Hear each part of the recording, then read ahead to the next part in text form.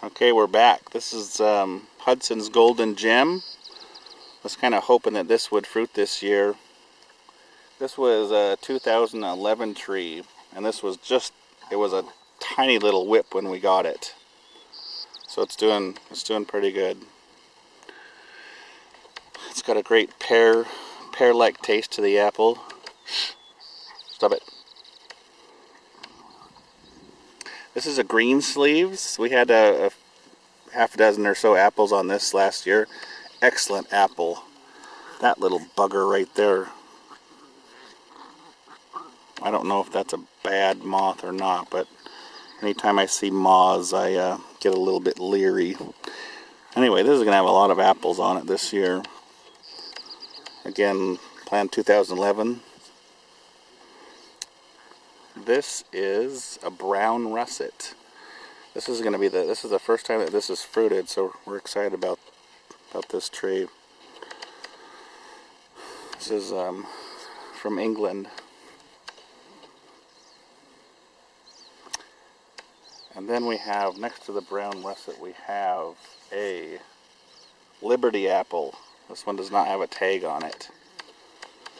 But this is going to be the first time this has fruited too. So we're just starting to come into production in some of these trees. Next one, this is a Chehalis. This is a local apple that was discovered in Washington. It's going to have some apples on it this year. This is an Ashmead's kernel.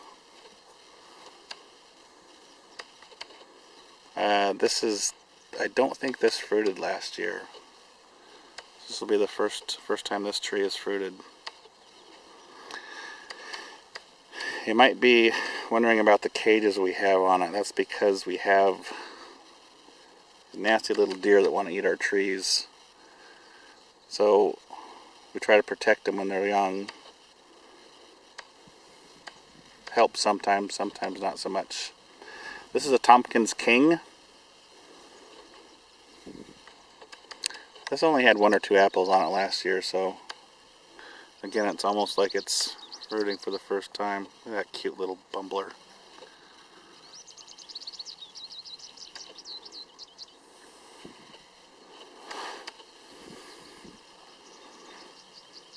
So also, these are the trees we planted this year. This is a cane, Japanese apple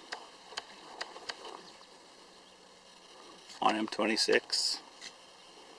So the reason we planted M26 up here is this is drier up here. It's kind of on a hill. Now this is an apple I'm excited about. This is called a bardsey. This is from an island off the coast of Wales, Bardsey Island.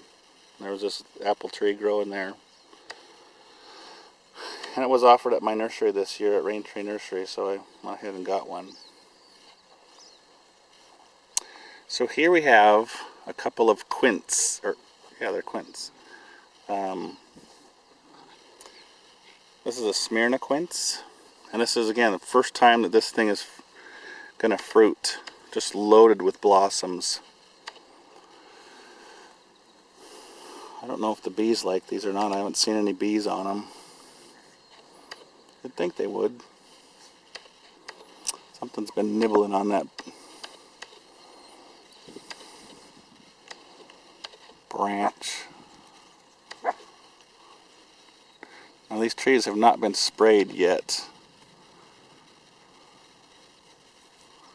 Try to do everything organically. I don't spray any harmful pesticides or anything on here because we're going to be eating this stuff, so we don't want that. This is an Aromatoya Quince.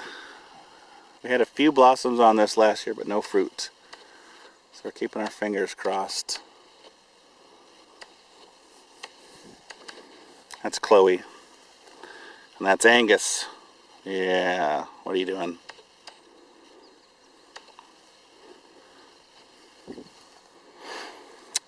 This is a red Gravenstein. which is a sport of the Gravenstein, I believe. So it would be the red Gravenstein. It's going to have a few apples on it this year.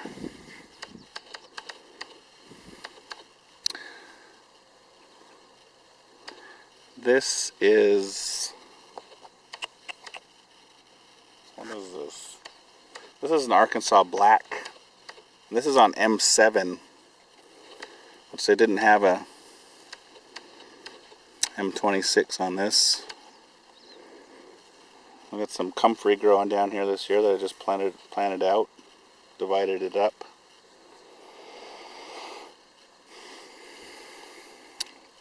Now here we have some apples we planted in 2011. This is we have 2 Granny Winkles, and this is on G202. And these trees are from Cummings Nursery in New York. And this is a famous American cider apple. So we're kind of excited about that. There's 2 of them. We'll probably let a few apples stay on the tree. Now this, you can see this is our baby tree orchard. These are grafts from last year and the year before. The first row here is last year's grafts, all in M26. That second row back, or the middle row, that's from 2011. And then the ones with the red tag, those are new this year. Those are from a place in Oregon called Northwest Cider Supply. Things like Herefordshire Red Streak, Chisel Jersey, Dimmock Red. They're famous English cider apples. Okay, we're going to stop this and go on to the next row.